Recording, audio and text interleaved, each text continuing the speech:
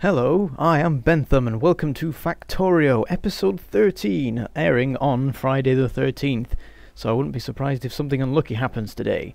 So anyway, we have a power suit now, so that's awesome, and we can hopefully use its technologies to kill lots of aliens. And the big problem that we still have to deal with now is that the copper supply isn't good enough, and everything else sort of is at the moment. Everything's fairly good.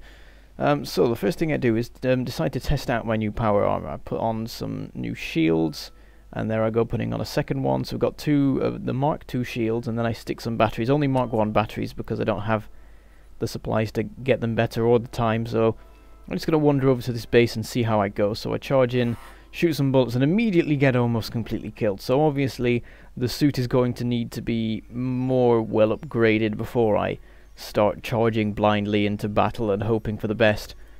So let's turn our attention to steel production, because you see we're going to need steel for a big project that I'm going to be working on in today's episode.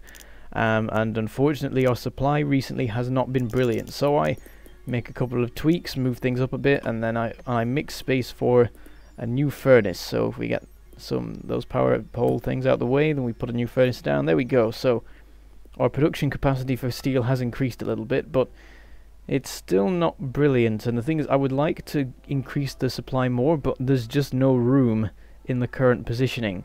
I'd have to rearrange stuff quite a bit to get it to work.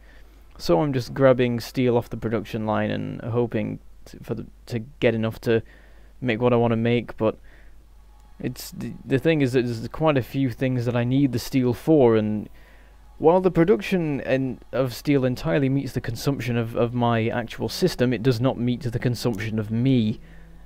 And that's where the problems come from. You can have a lot of systems where everything runs fine as long as you don't touch it, but the thing is you need to siphon things off sometimes so that you can continue to advance. And so what I decided to do is mess about with the steel production and try and improve it. So I'm trying to work out configurations that will give me more room, and trying to think of a way of doing it. A bit of science happens, so I start changing the direction of some of the iron. I'm considering having it so that this section supplies the line, but then I put 5 down, realise that if I put another one down it's going to block up that oil deposit, and that sort of ruins everything. So I have a complete change of plan and decide to make a quite drastic change to the production line. So I added some more furnaces on this side, and then I remove all of the furnaces on this side. So now everything's being supplied into that splitter from that one side. Then I put in a new splitter, take out a bunch of stuff, make a load of room, realise I put the splitter in the wrong place and move it a bit. Then maybe you can work out what I'm doing here. So clear out all this stuff, have a conveyor belt going down full of iron, and now I can put 6 furnaces down, having inserted going into all of them. So I now have managed to increase my steel production, not as much as I was hoping for. Unfortunately, it's only up to 6. I would like it to be 7 or 8 really to be enough to supply me, but the fact that before it was already meeting production needs means that all of the extra furnace and a half, we'll say, is entirely supplying me, and hopefully that's enough. So I've redirected all this stuff and changed it about a bit. And of course what this means is that there's a lot less furnaces working on iron, and also I need to make a couple of modifications to the conveyor belt to make sure they can still unload properly. So I wandered off for a bit, I think. Yeah, add a bit more to my suit, keep on upgrading it, so there's not that much that still needs adding to it at this point, though I do need to upgrade all of the batteries fully. Of course, run off back to steel production because I need steel. Also do a quick check of the power supply in case I've messed anything up by moving all these furnaces around. You can see at the moment the system's working quite well. I'm trying to watch for it to build up, but unfortunately it's all underground right now, so I can't see whether it's building up or not. So I get bored and wander off, and if you catch that, you can see that the moment I wander off it does start backing up, and you can see how the supply is going. But anyway, I move on to my next thing. So what I want to do now is improve our science rate, because the thing is, the current configuration means that we are limited to 5 science buildings, and I want to improve that. I want to have 10 going, and that should speed things up quite nicely, and make this less than 50 episodes long. Actually, I think it's already going to be less than that, because I've played through a game and it took 50 hours, but of course it was a very early game and I didn't know what I was doing then. But anyway, you can see what I'm doing is I'm making the conveyor belts so that they go in the same direction. It means I can continue on the science chain, or whatever it's called, and basically puts in room to grow. One problem that I'm finding with this base is that I haven't left room to grow, and things are starting to build up, and like production can't keep up with certain things, and you know, it's annoying, but it's sort of too late now. I'd have to do a complete redesign. But anyway, trying to work out how to put in these science things, and I'd have a bit of a mess around trying to work out a nice way of doing it, building them and then breaking them up again. In the meantime, science is getting done, which is nice. At the moment I'm just spamming all sorts of random little bits of science that I've ignored until now, like the flamethrower weapons, rocket weapons and things, which I haven't really paid that much attention to, and I probably should really, because they might be helpful in dealing with the biter invasion. Well, not invasion, there isn't an invasion, we're invading the biters at this point. We are the ones killing them. So yeah, I've made it so that we now have 10 science labs, and of course what we now need to do is increase the rate of science production. So I get to work building a bunch of assembly machine 3s and upgrading the blue science with that. The thing is that I've already upgraded red and green science with that, so I can't increase them anymore, and they've already been increased, so you know, I might have a problem. And also what I've noticed is that thanks to me messing with the iron production, it's now not enough again, so I have to make some upgrades to this new facility that I have, in the hope that I can fix the problem there. So maybe it was a bad idea to interfere with a system that I'd spent 2 episodes fixing, but we'll have to see what happens with it. So you can see the steel is building up now, and I can start harvesting it, and I'm building some better equipment now. You can see I'm building a more powerful type of battery, and also you can see that I'm now building track pieces in my bar, or I will be when the battery is finally done.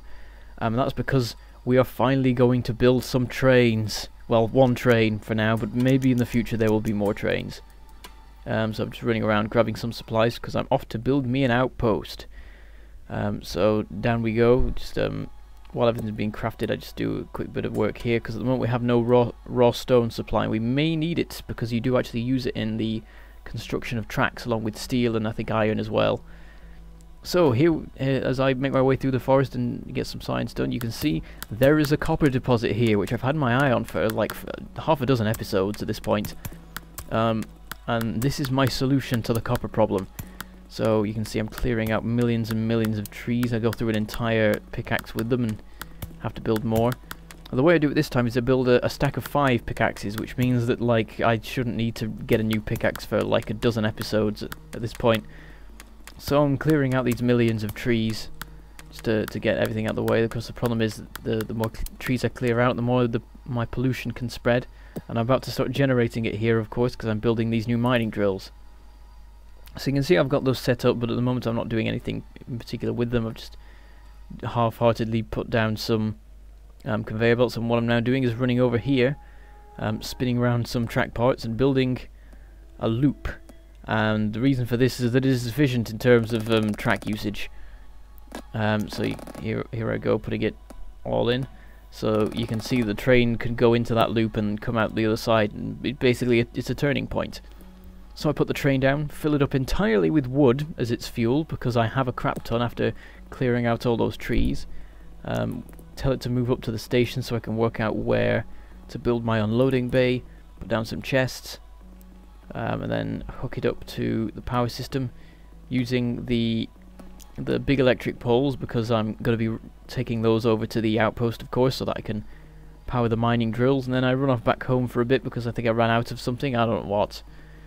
Have a quick inspection of the science things, because as you can see we've got the red and blue science backed up entirely, but green science not. And I realise that it's something to do with iron production, because of course we're having trouble with it, so I make a quick change to that system so that I can fit an extra furnace in, and also I harvest collect a bunch of steel to help with building the tracks. And then run on back down. I think it was steel that I ran out of while I was going towards the outpost. So I get in the train, do a little bit of a Wallace and Gromit moment, building the track as I drive the train along it, which is an awesome thing that you can do in this game. Unfortunately, I don't believe you can break trees unless you hit them with the train, so I have to get out and do that manually. forging my way through this forest, like something that forges its way through forests. I don't know. You can come up with it yourself, I'm sure. So I'm just breaking millions of trees to fit these tracks down, slowly forcing my way through this dense jungle that is just outside my base. Get it up to the outpost, decide on where to put the turning bit, and then I'm going to build a loop on this side. And the reason I'm doing the loops is that you can have a train on either end of the thing, so that it just goes backwards and forwards. But if you have it, well, the problem with that is that if you want to expand the capacity of the train, like if you're transporting one thing, you want to transport another in a different car, then it makes the unloading bays a bit fiddly. You have to sort of swap them round, build them in a slightly awkward way, and it's a bit confusing. So I just put loops on the end, so that you can extend the train as far back as you want and still be able to unload from it. Well, not so much in this case, because it turns immediately after the loading thing. Well, it's sort of a bit difficult to explain to you what I mean through that, but hopefully I can demonstrate to you at some point. I want to do a rail tutorial, because that's rails are something that some people have a problem with, because you get the no path error a lot, where you tell the train to go after building the whole thing, and it just says no path, and you have no idea what to do. The reason is that you need to make sure that the station is on the train's right when it comes in. If it's on its left, it won't get it. It will be confused and think that it can't get to that station, which took me a bit to work out. I don't think it really tells you. You have to just sort of work that out.